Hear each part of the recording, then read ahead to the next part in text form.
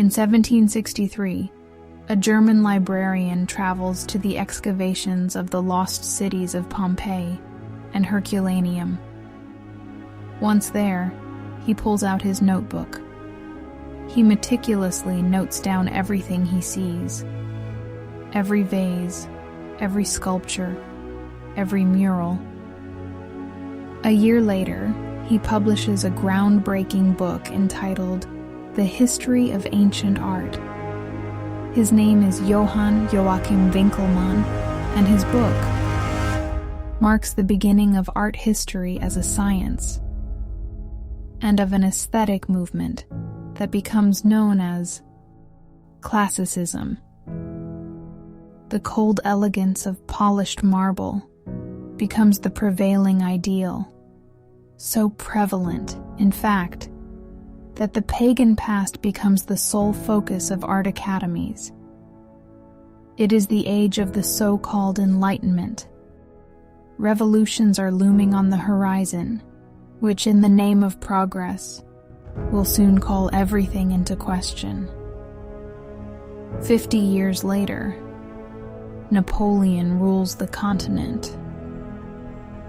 Unnoticed by the advancing world, a small group of young art students from the Vienna Academy come together during this period. They are outsiders. Together, they roam the museums for endless hours. What are they looking for? The Middle Ages. In medieval paintings, they believe they recognize the solemn, pious Christian seriousness that seems right to them. It has almost faded away in this new, supposedly rational age. And yet, it shimmers mysteriously from the golden background. Inspired by the painters' guilds of the Middle Ages, they form a group and name it the Lucasbund, the Brotherhood of St. Luke, the patron saint of painters. From now on, they refer to each other as brothers. Friendship means everything to them. Their names are Hottinger, Vogel, Fohr, and above all, Friedrich Johann Overbeck.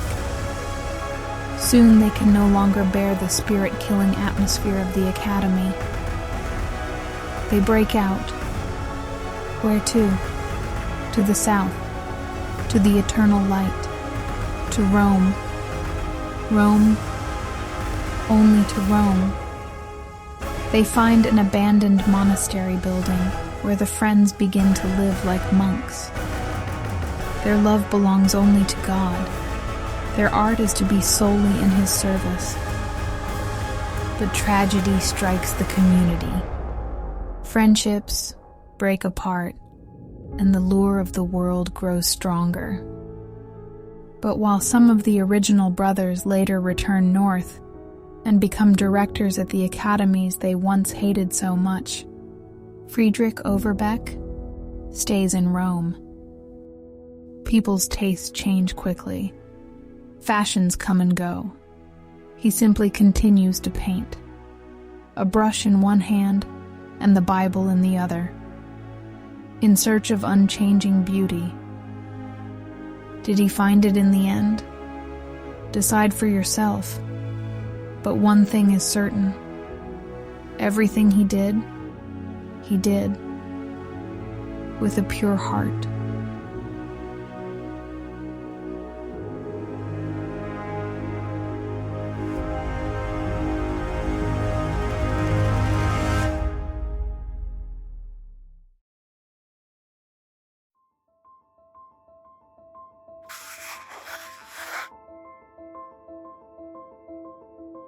Moses is missing.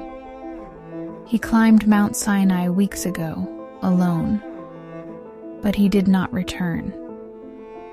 The Israelites in the camp at the foot of Mount Sinai are becoming anxious. They begin to wonder, have they not only lost Moses, but also their connection to God? In their impatience, they urge Aaron, Moses' brother, to do something. So Aaron collects all the gold jewelry, all the gold earrings, and melts the gold down.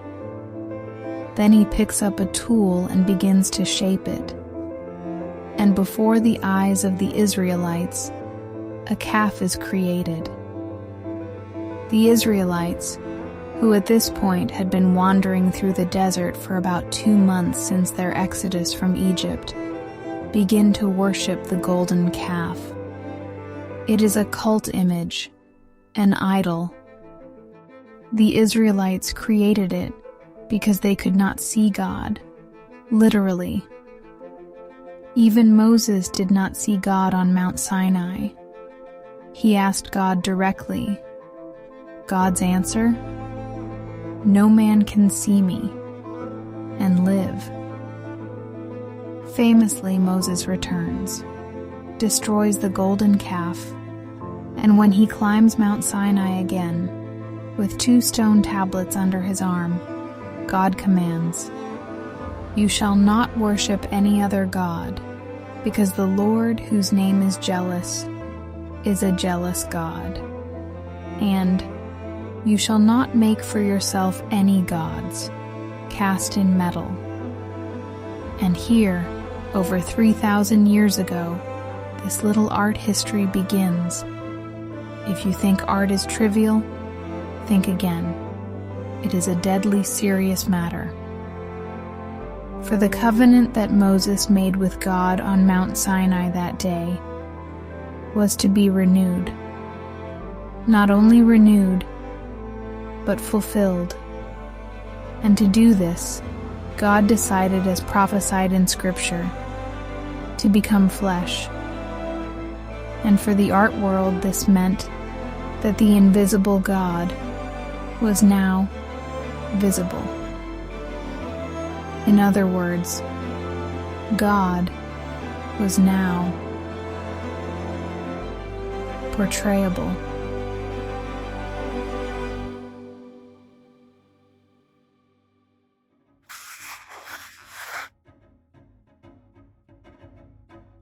Where does the history of Christian art begin? Well, according to tradition, right at the very beginning. The Gospel of Luke tells us that many women stood along the road to Golgotha.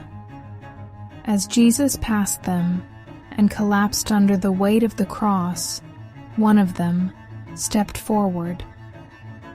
She handed Jesus a cloth so that he could wipe the blood and sweat from his face. When Jesus returned the cloth to her, the woman was amazed. Miraculously, the face of the Lord had been imprinted on it. The woman's name is Veronica, and this name carries a message.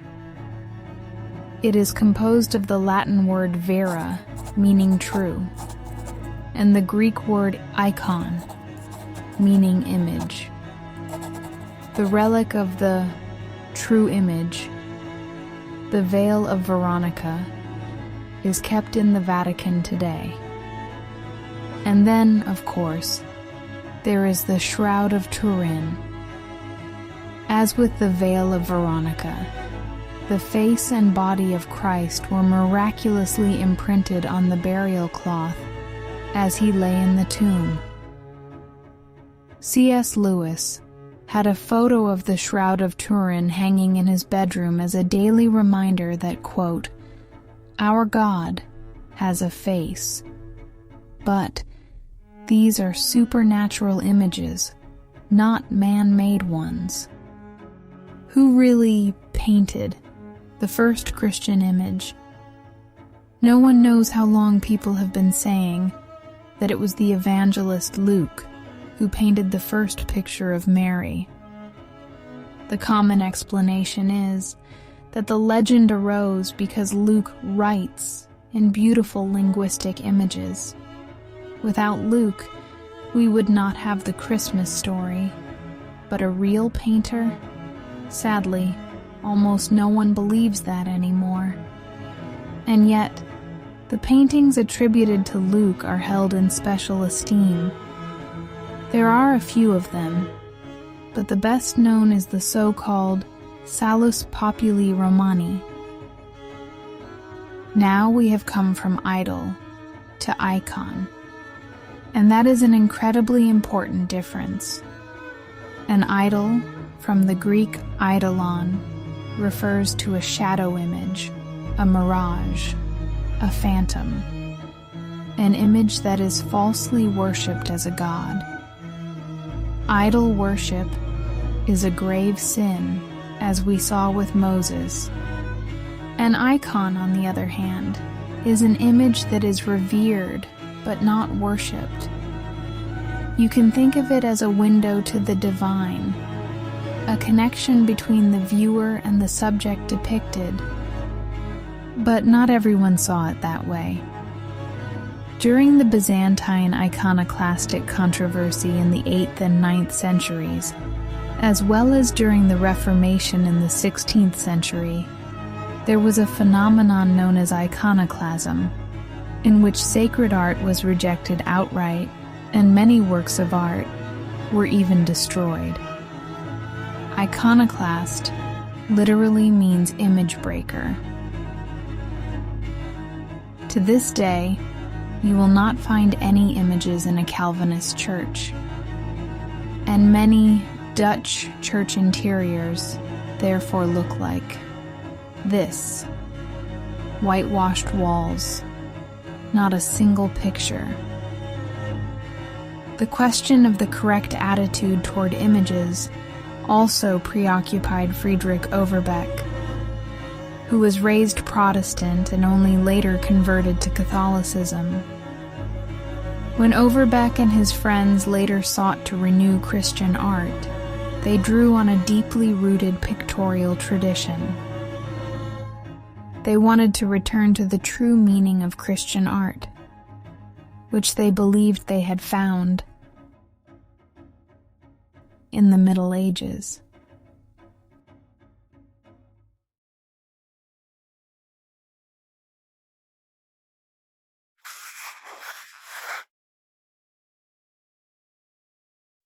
To understand what Friedrich Overbeck and his Brotherhood of St. Luke were all about, we need to look at a watershed moment in the history of Christian art. And to do that, we need to focus on just one city, Florence. Welcome to the convent of San Marco. At the beginning of the 15th century, a Dominican friar lived here, who was born Guido di Pietro, but his fellow friars called him Fra Angelico, the angelic brother. Later, he was even referred to as Beato Angelico. The title Beato refers to the fact that he was beatified, the only artist ever to have been beatified. What's more, like St. Luke, he was named the patron saint of painters. And here's why. Less than 100 years earlier, another Tuscan painter, Giotto di Bondone, had revolutionized painting. He moved beyond the flat symbolic art of late antiquity and the Middle Ages, and for the first time in history, gave his figures an individual, naturalistic, human expression. Even though there was still a long way to go, the path was thus paved for the cultural era we call the Renaissance. But Giotto was a kindred spirit to later Renaissance artists for another reason as well. He was a self-assured and self-promoting businessman, the prototype of an artistic genius. The gentle Fra Angelico was quite different. His life was marked by piety, humility, and service to God. He was first and foremost a monk, and only then a painter. He never picked up a brush without having prayed first. Whenever he saw a depiction of the crucifixion, he would weep. He painted his most beautiful works in the cells of the friars, which means the public never got to see them. Today, the convent of San Marco is a museum, and for me personally, one of the most beautiful places in the world. In the 15th century, artists began signing their works to enhance their reputation. Fra Angelico, however, viewed his works as gifts from God rather than his own creations. Consequently, he did not claim any glory for himself. So when Overbeck and his friends discovered Fra Angelico and elevated him to an ideal, it was not just a painting style or a particular aesthetic that attracted them. It was an attitude, a mindset, a moral code. It was also thanks to Fra Angelico that the group would later live together, like monks.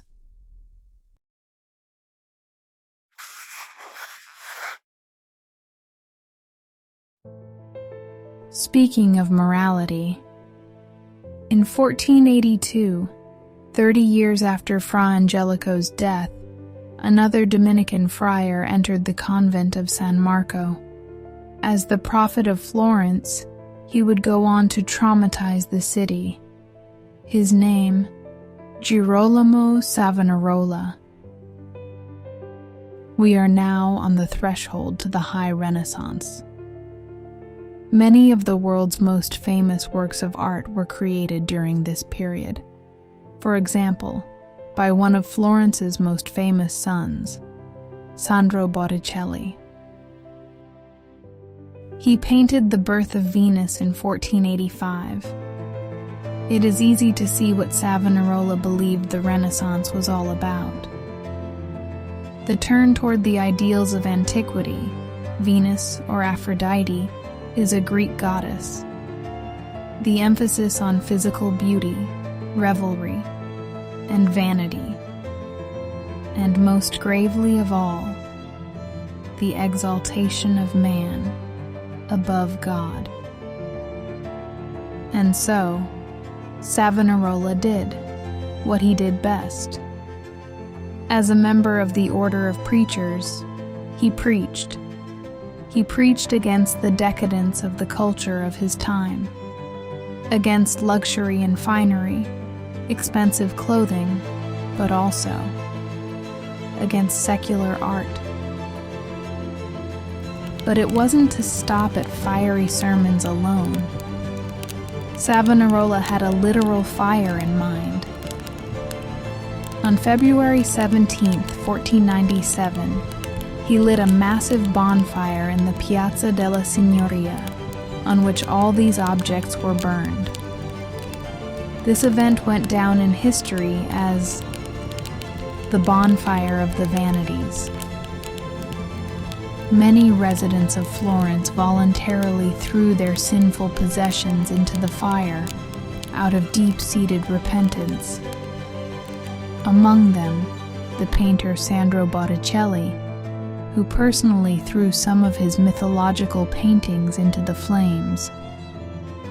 From then on, Botticelli painted only devout religious works, imbued with deep spiritual solemnity. And in doing so, he no longer catered to the tastes of the time. For in the end, Savonarola's influence was short-lived. The Renaissance could no longer be stopped. Botticelli fell into obscurity, and Savonarola himself ultimately met his end in the flames. Just 15 years later, another monk denounced the moral decline with far-reaching consequences. He described Savonarola as a holy man.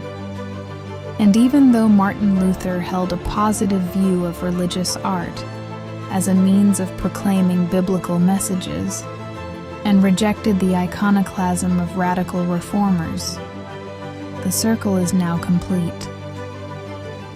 The Church would respond to the Reformation with an overwhelming, dramatic artistic program, the Baroque era.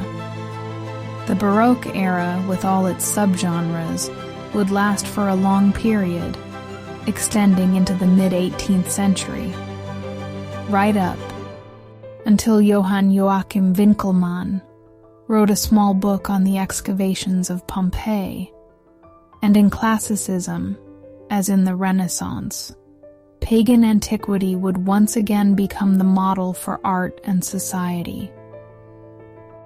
If we zoom out and look at the bigger picture, do we see something like a major break? How can we identify the turning point in the history of Christian art? Well, for Friedrich Overbeck and his circle, it all comes down to one man, Raphael.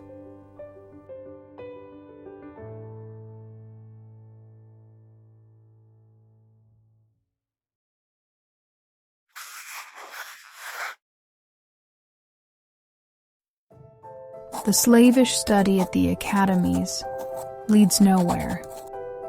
If, since Raphael's time, as one might almost say, there has been no history painter who has truly captured the essence of things, the fault lies solely with the excellent academies.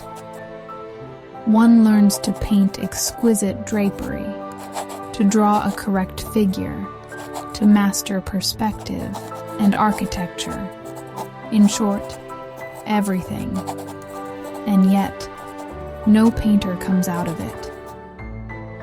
One thing is missing in all the newer paintings, though it may well be a secondary matter. Heart, soul, emotion. Raphael may not have drawn quite as well as some who came after him, nor painted nearly as beautifully as others. And yet, no one comes close to him. So where should one look for this seemingly unattainable quality? Where he sought and found it, in nature and in a pure heart. The young painter, then, must above all guard his feelings. He must never allow an impure word to pass his lips, nor an impure thought to enter his soul. But how can he protect himself from this? Through religion, through the study of the Bible, which alone made Raphael the Raphael he was.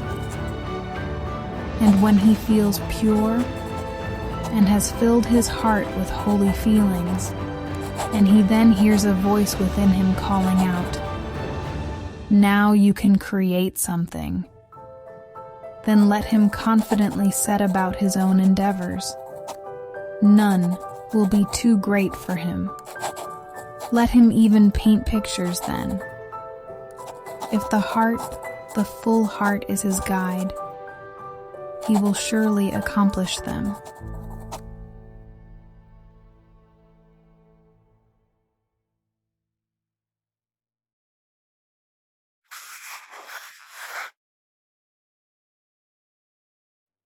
The lines just quoted are taken from a letter Overbeck wrote to his father in 1808.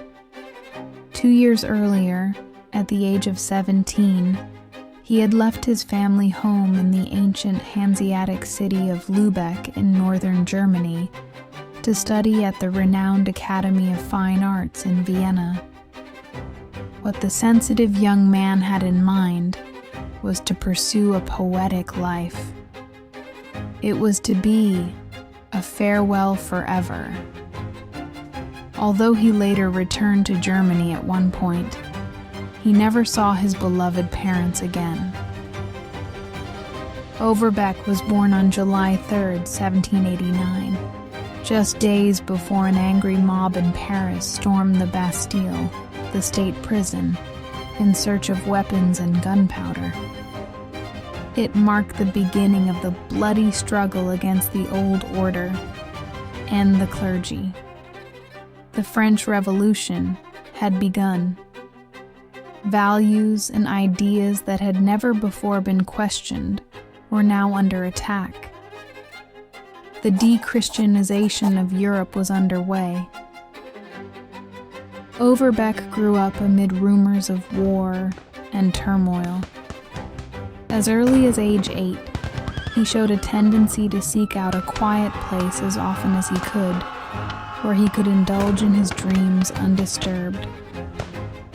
He found it in a small chapel, where he sat for hours before an image of the Virgin Mary, which he gazed at with reverence, asking himself whether he would one day be able to paint such an image himself. But now he was a grown man, and soon after arriving at the academy, he became disillusioned. In the wake of the French Revolution, the new enthusiasm for antiquity, sparked by Winckelmann, had swept across all of Europe. Shortly after the outbreak of the French Revolution, the German Romantic poet Novalis wrote in his essay, Christendom or Europe, quote, "The hatred of religion extended itself quite naturally and consistently to all objects of enthusiasm. It made imagination and emotion heretical, as well as morality and the love of art, the future and the past. With some difficulty it placed man first in the order of created things, and reduced the infinite creative music of the universe to the monotonous clatter of a monstrous mill." End quote. Overbeck suffered inwardly, but kept it to himself, at least for now. He was not a rebel by nature. He lacked a rebellious spirit. The students at the academy spent most of the day in the cold of the Antiquities Hall. There, from early morning until late in the evening, they copied plaster casts of pagan sculptures. In a word, a bleak routine. And that was entirely intentional. After all, the ideals of classicism were reason and rigor. Art according to clear guidelines, producible through rules. Anton Raphael Mengs, a friend of Winckelmann's, was omnipresent. Overbeck was appalled by his paintings. They were pure theory, artificial, soulless. In a letter to his father, he writes in despair, "What are all the gods of the Greeks compared to Christ?" Overbeck dreamed of being like Raphael. Later, he would imitate him to the point of physical resemblance, including his hairstyle. Raphael, who died on Good Friday at the age of only 37, had become a role model for many artists who possessed a romantic spirit. They saw him as a Christian artist, almost holy, who received his paintings through divine inspiration. Each era formed its own image of Raphael, and confusingly enough, even the classicist painters cite Raphael as an influence. For this reason, Raphael's life can be seen as a turning point.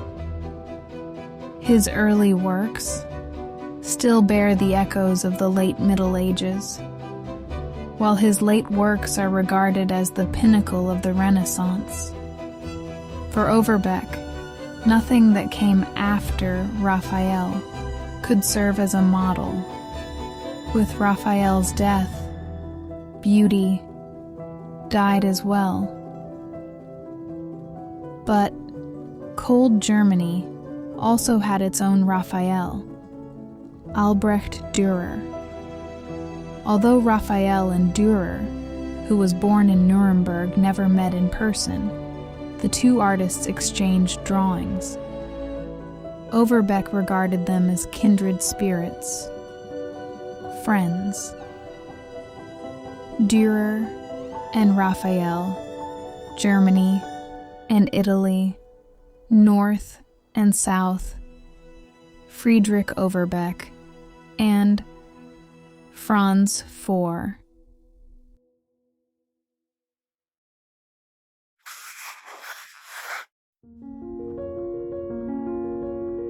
Franz IV joined the Vienna Academy shortly before Overbeck.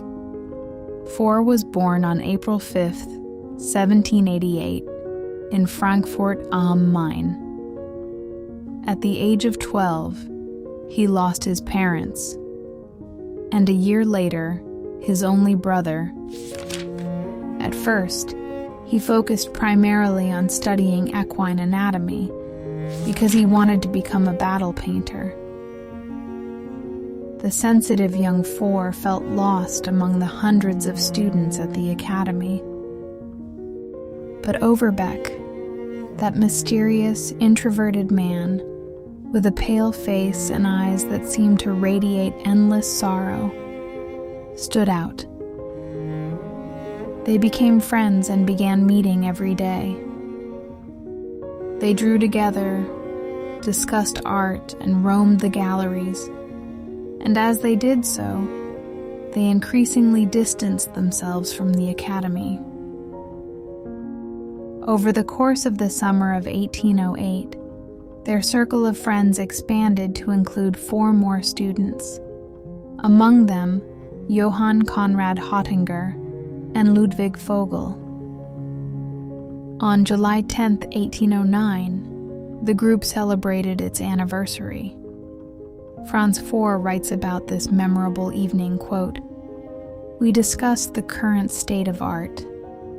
We all keenly felt how far it had declined, and we all offered almost all at once to do whatever was in our power to restore it. We joined hands, and a covenant was sealed." End quote.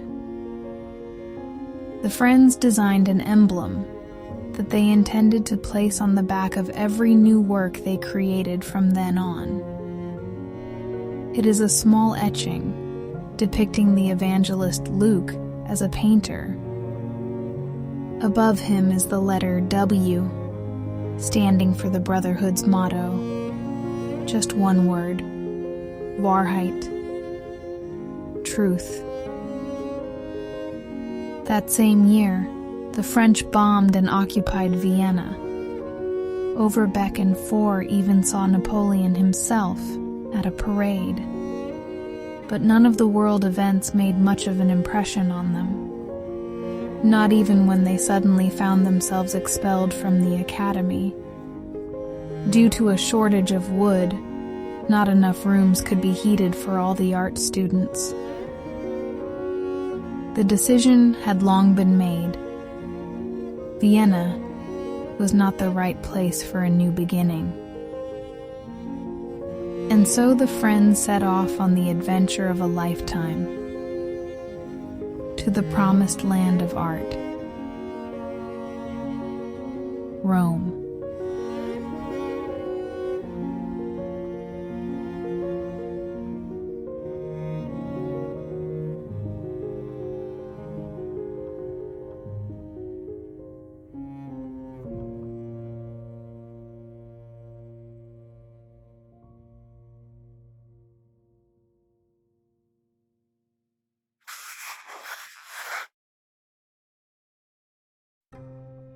The 4 pilgrims left Vienna on May 15, 1810.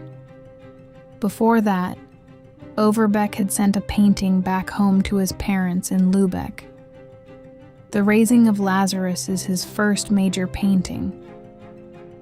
He completed it in 1808 at the age of just 19. In Lübeck, people could not stop marveling at it. They took it for a work by an Italian old master, and yet it was unmistakably an Overbeck. And now, the friends were about to set foot on holy ground. They made a detour to stop in Urbino, Raphael's birthplace. Only after this tribute does the journey continue, and on June 20th, they finally arrive in the Eternal City. But even here, the French Revolution had already arrived before them. The capital of Christendom was without its head. Pope Pius VII had been taken captive by Napoleon the year before. Moreover, in the wake of the de-Christianization of Europe, the monasteries had been dissolved. One of these monasteries, San Isidoro, had belonged to Irish Franciscans before they were driven out by force. This is where the New Brothers in Art took up residence. Unlike other groups of artists staying in Rome at the time, they actually lived almost like monks. They ate modestly, read the Bible every day, prayed often, worked conscientiously, and kept themselves as far as possible from the corrupting influences of the outside world. This way of life, combined with the fact that they wore their hair long and parted in the middle, just as Christ has been depicted in paintings since time immemorial, earned them the derisive nickname I Nazareni, the Nazarenes.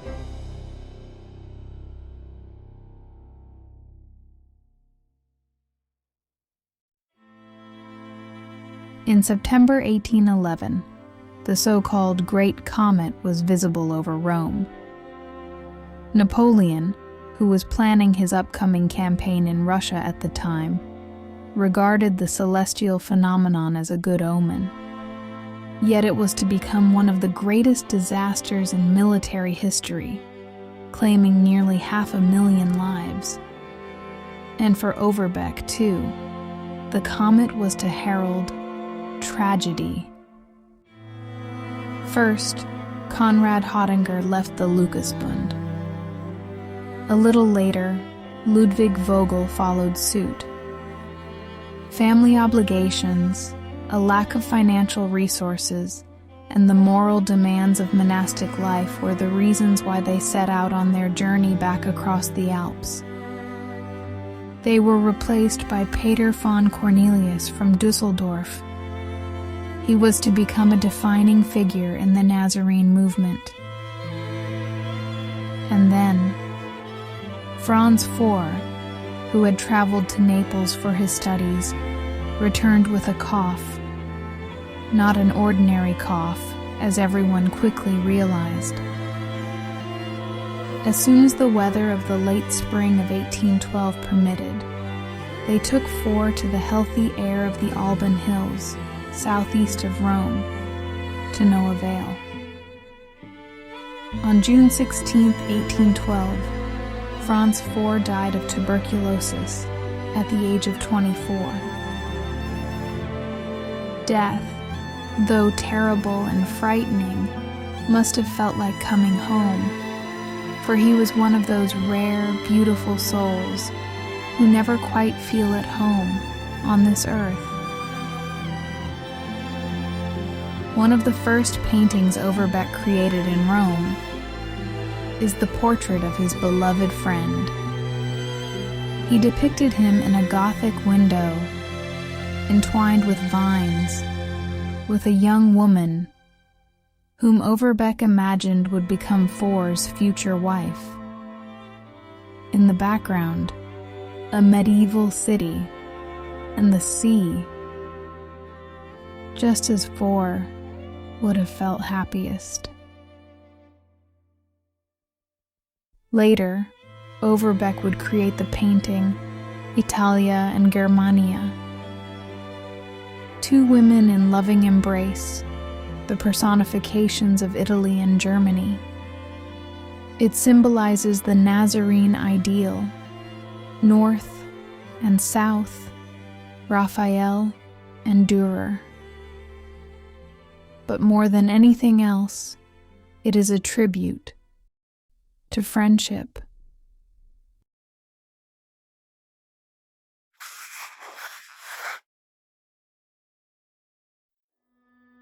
After For's death, the community at the San Isidore Monastery did not last much longer. Yet Overbeck remained in Rome until his death in 1869. Meanwhile, he turned down all prestigious offers to take up professorships at art academies, Munich, Dusseldorf, Frankfurt. In 1818, at the age of 29, he married and started a family. All three of his children, as well as his wife Anna, known as Nina, died before him. The work he considered his magnum opus took him 10 years to complete. The triumph of religion in the arts is the visual embodiment of his life's philosophy. Gathered in a single painting are the greatest Christian artists. They stand among saints, martyrs, and church fathers, and even the poet Dante is among them. They all share a single goal: to praise God. And the otherwise modest Overbeck has immortalized himself in their ranks. As soon as it was exhibited, the painting sparked fierce criticism. Liberalism was the order of the day. Anything that smacked of dogmatism offended people's sensibilities. The critics used a word that sounds remarkably modern today: intolerance. It should therefore come as no surprise that the art of the Nazarenes is largely unknown today, or at best, dismissed as naive. And yet, their sincere quest for truth in the arts certainly influenced the style of later artistic movements.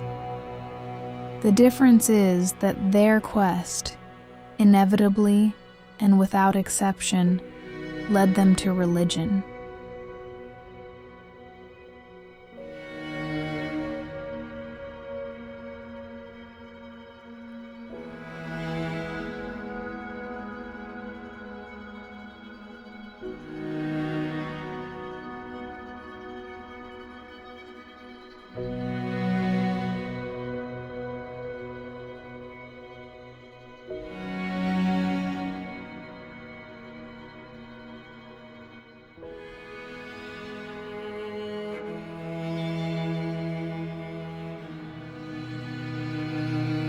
On June 28, 1869, shortly before his 80th birthday, Friedrich Overbeck wrote a letter to one of his students, whom he had grown particularly fond of.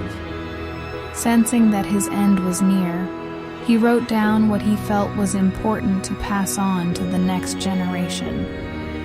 Quote, "We have a great legacy to leave to our descendants, the holy fear and love of God. It seems to me that we should constantly tell this to our children and grandchildren, so that they in turn may tell and impress upon their children that to fear and love God and serve Him with all one's heart is the only true wisdom, the only true happiness in life and in death. I have called this a legacy, entrusted to us, because it is impossible to foresee what devastation the growing unbelief may yet be capable of causing in the near future." End quote.